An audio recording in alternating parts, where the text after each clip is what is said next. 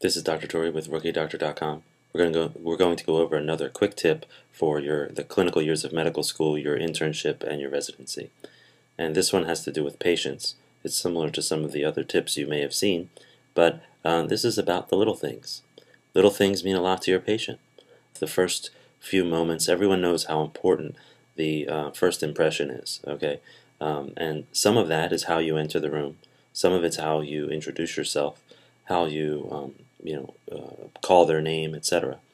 But then there are little things you can do along the way that can build or maintain rapport as you're going through the portion of your interview with the patient or your physical exam or as you're leaving. And so the way you listen, the way you ask questions, the way you wait for answers, etc., all of those little things. But there are even other smaller things that you might have not even crossed your mind yet, but are a big frustration for patients when they occur, and are really noticed when they don't. When somebody adjusts for it. And I mean things like, let's say they have a tray in front of them, and you have to listen to their heart and lungs and their abdomen and all that stuff. And you move the tray out of the way so that you can do that, right? Well, at the end, put it back. Okay, very simple. It's small. You might think, duh, I know to put stuff back. But when you don't do it, it's frustrating. It's frustrating for the patients.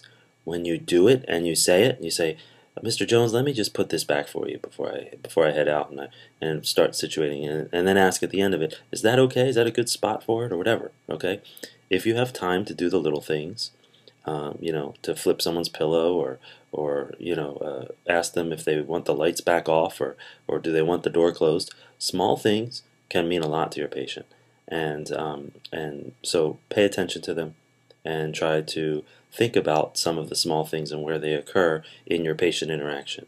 And I don't mean be rigid and planned and do the same thing every time.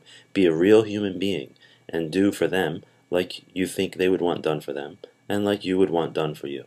Okay? Very simple. Very simple tip. Little things mean a lot to your patient and they can mean big results for your rapport. Okay? So that's it. That's it for this tip. There's another larger tip at internship-tips.com where I'll show you a free video on some of the most important advice I received as an intern, and I think you'd get extreme value out of it. At the same time, right after watching that, I actually show you an offer for where you can get some of my most amazing tips in a free audio CD. So go ahead and check that out, internship-tips.com.